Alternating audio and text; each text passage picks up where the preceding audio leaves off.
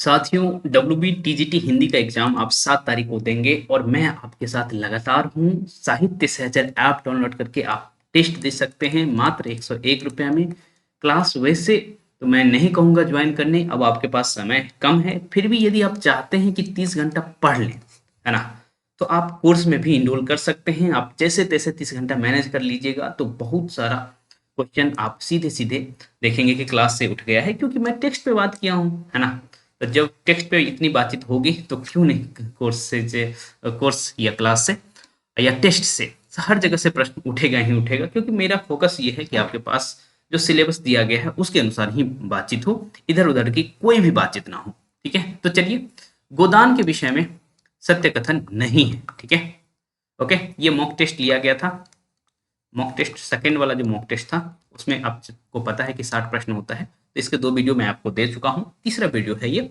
Okay, तो आप देखिए कि क्या है इनमें। इसमें द्वितीय विश्व युद्ध के प्रभाव को दिखाया गया है, इसमें महाजनी प्रथा को दिखाया गया है, इसमें भारत के ग्रामीण समाज ग्रामीण जीवन को भी दर्शाया गया है, इसमें भारत के शहरी जीवन को भी दर्शाया गया है। तो देखिए भाई, महाजनी प्रथा, एक तो महाजनी सभ्यता नाम का एक प्रेमचंद निबंध भी लिखते हैं, आपको पता है ना, क्योंकि आपके सिलेबस का पार्ट है तो ऑब्वियस सी बात है, पता होना चाहिए। नहीं पता है तो भाई आप अच्छे सिलेबस कम से कम देख लीजिए। ओके, तो महाजनी सभ्यता को दिखाया गया है गोदान में, क्योंकि होरी कर्ज के बोझ तले ही तो दबता है, कई बार इधर से कर्ज लेता है उधर से कर्ज लेता है, तमाम बातें चलती है, आपको पता ही है। ओके, ग्रामीण जीवन पैहोरी ग्राम गांव का ही है, और शहरी जीवन को भी दिखाया गया है, फैक्ट्रीज को दिखाया गया, तमाम चीजें यहाँ भी है।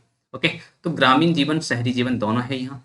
लेकिन द्वितीय विश्व युद्ध का प्रभाव कैसे दिख जाएगा, है ना? बताइए, जब द्वितीय विश्व युद्ध 1939 से 1945 में हुआ है, तो फिर आप द्वितीय विश्व युद्ध वाली बात कैसे कर सकते हैं। हाँ, प्रथम विश्व युद्ध रहता तो कुछ सोचते हम लोग, है ना, कि क्या वाकई विश्व युद्ध की कुछ बातें बातें हैं, है ना। जब मामला ऐसा ही है कि भाई बाद का उपन्यास घटना है और उपन्यास पहले का है ना, बाद की घटना है उपन्यास पहले का है, तो ऑब्वियस सी बात है ये स्टेटमेंट गलत है। ओके, तो यही आपको चूज करना पड़ेगा। रामविलास शर्मा किस शतक के कवि हैं? ओके, तो रामविलास शर्मा किस शतक, आप कहेंगे भाई रामविलास शर्मा ही हमसे क्यों पूछ रहे हैं, है ना, ये भी बात आपके माइंड में आ रहा होगा। तो आप अपना सिलेबस उल्टाइए और देखिए, स्पेशल कोटेड है रामविलास शर्मा, टिप्पणी में जाइए और देखिए। तो जब तक आप इन सबको नहीं देखेंगे तो कोई मतलब नहीं है एग्जाम देने का, तो सिलेबस जाइए देखिए तब एग्जाम के अंदर जाइएगा, है ना। नहीं पता है सिलेबस तो भाई हमने बता दिया और PDF मिल ही जाएगा कहीं ना कहीं, तो देख लीजिएगा आप लोग।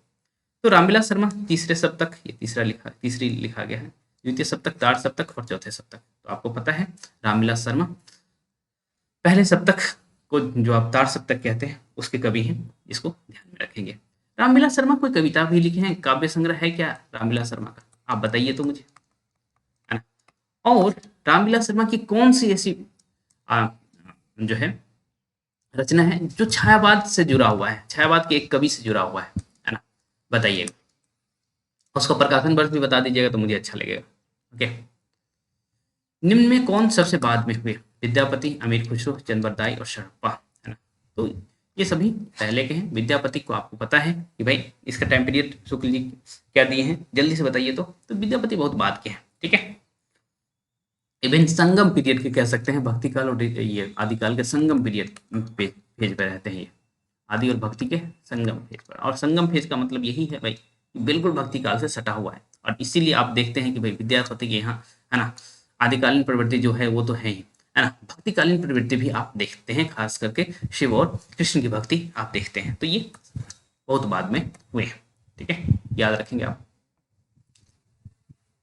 अंबर पनघट में डुबो रही तारा उषा नागरी, है ना, कौन सा अलंकार है? श्लेष, विरोधाभास, उपमा और रूपक, है ना। तो अंबर पनघट में यहाँ रूपक है, ठीक, ध्यान दिमाग में रखेंगे आप, है ना। अब कहेंगे ये क्यों पूछ रहे भाई, है ना, तो आपको पढ़ना है, जागरी कविता पढ़ना है। ये किसकी पंक्ति, किसकी कविता है? तो जयशंकर प्रसाद की। ये सब यदि नहीं पता है तो भाई दिक्कत है, पता है तो अच्छी बात है, नहीं पता है तो भाई कहीं ना कहीं आप थोड़े पीछे चल रहे हैं, और पीछे से आगे होना है तो पढ़ लीजिए, यदि आप खुद से पढ़ सकते हैं। यदि आप हमारे लिए 30 घंटा निकाल सकते हैं तो कोर्स में भी इनरोल कर सकते हैं, क्योंकि 30 घंटा तो है आपके पास, वो कैसे आप मैनेज करेंगे वो आप पर निर्भर है। ओके, निम्न में किस कवि को आप छायावाद और प्रगतिवाद दोनों धारा के अंतर्गत रख सकते हैं, है ना? नागार्जुन अज्ञे, महादेवी पंत, प्रसाद और पंत, है ना? निराला और पंत। ठीक है, तो वास्तव में इसका उत्तर निराला और पंत होगा, क्योंकि निराला और पंत ऐसे कवि हैं तो छायावाद, है ना? मुख्यतः ये छायावादी कवि है। ठीक है, छायावाद शुरुआत तो अपने छायावाद से मानते हैं, लेकिन जो है निराला कुकुरमुत्ता कविता लिखते थे। ठीक है, अब कुकुरमुत्ता कविता ऐसी कविता है ना, वो प्रगतिवादी धारा की कविता आप मानेंगे। ऐसे ही भारत माता ग्रामवासिनी लिख देते हैं, युगांत युगमानी लिखते हैं पंत, है ना? तो ऑब्वियस सी बात है, निराला और पंत को आप रखेंगे प्रगतिवाद और छायावाद दोनों। ठीक है, क्लियर? आज्ञे को भाई प्रयोगवादी लिखेंगे आप, है ना? महादेवी प्रगतिवाद की तरफ नहीं जाती है। ओके, प्रसाद और पंत, प्रसाद को आप हटा देंगे। तो इस तरह से उत्तर हो जाएगा निराला और पंत।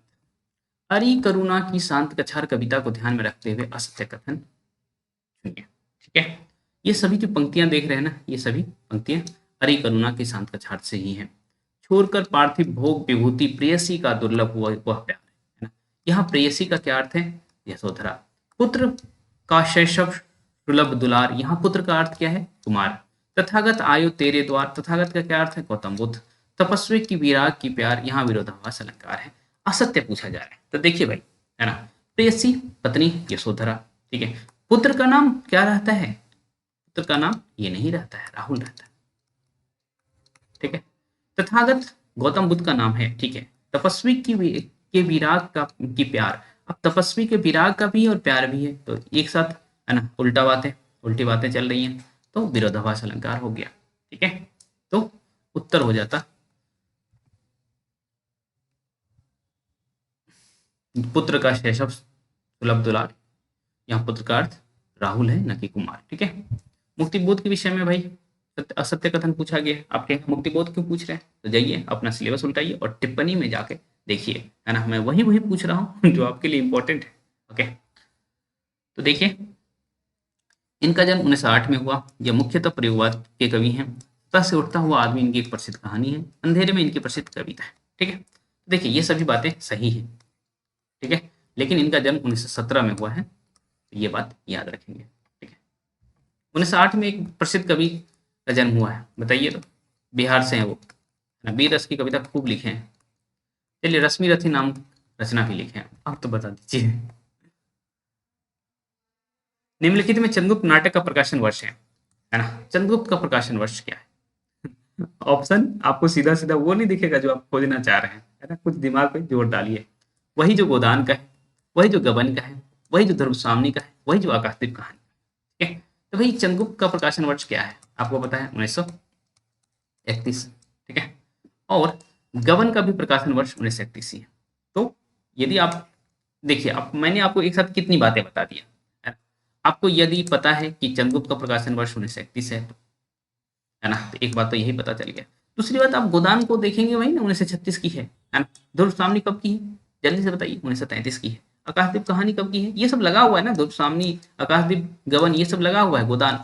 इसीलिए तो पूछा गया है कि आपको सबका प्रकाशन वर्ष पता रहे, है ना?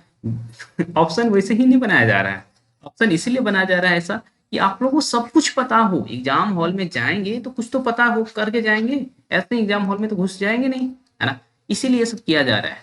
ओके, तो उत्तर क्या हो जाएगा? गबन। ठीक, तो इतने सारे एक्सपेरिमेंट किया जा रहा है सिर्फ और सिर्फ आपको याद करवाने के लिए, है ना? और आपका मॉक टेस्ट भी हो जा रहा है आराम से।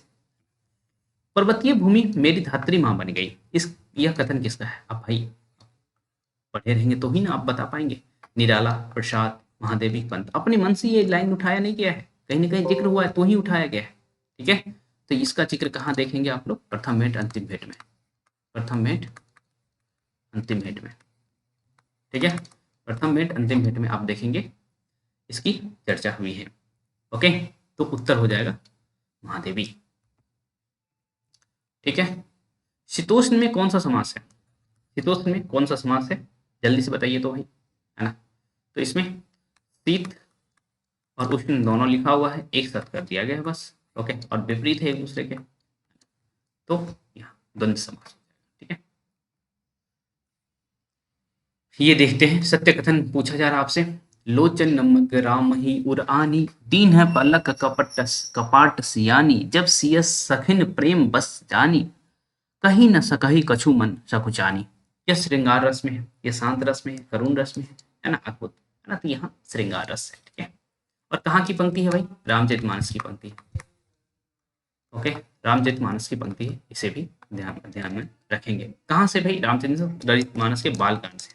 बालकांड कहाँ, बालकांड से है, ठीक है, इसे ध्यान रखेंगे। बालकांड में भी स्पेशली कहाँ है, पुष्प वाटिका प्रसंग से है, ठीक है, जो कि आपको पढ़ना है। पद्मावत में कुल कितने सर्ग हैं, 59, 58, 57, ठीक है, तो 58 नहीं 57 सर्ग, ठीक है। चलिए अब हम देखते हैं, समतल देश से आ आकर पावस की उमस से आकुल, तिक्त मधुर विस्तंतु भोजते। उपयुक्त पंक्ति में, पंक्ति किसके द्वारा रचित है ना, तो ये आपसे पूछा गया था एक बार, है ना, ये पंक्ति तो नहीं उठाया गया था, लेकिन जाने दो वह कवि कल्पित था, ये प्रश्न आया हुआ था।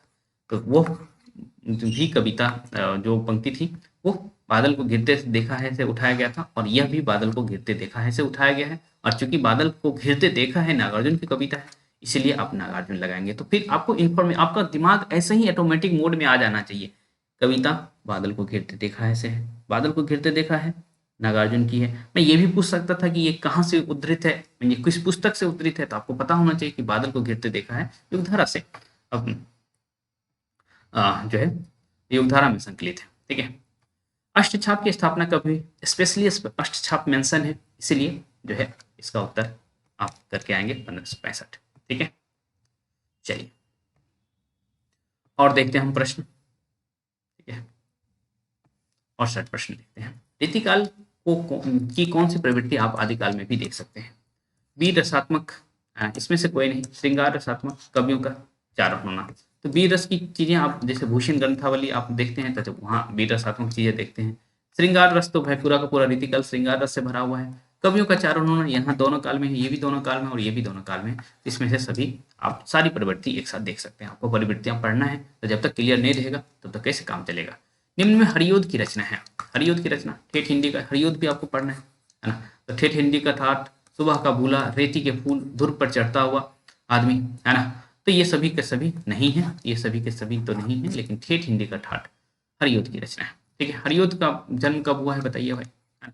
और यदि कवितावाद देखा जाए, कवितावाद देखा जाए तो ये किस काल के कवि हैं, ये भी आप मुझे बताएंगे।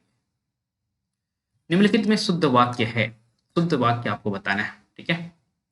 यह वह बात करना नहीं चाहती, बिल्कुल, वह बिल्कुल बात करना नहीं चाहती थी, वह बात बिल्कुल करना नहीं चाहती थी, वह बिल्कुल भी बात नहीं करना चाहती थी।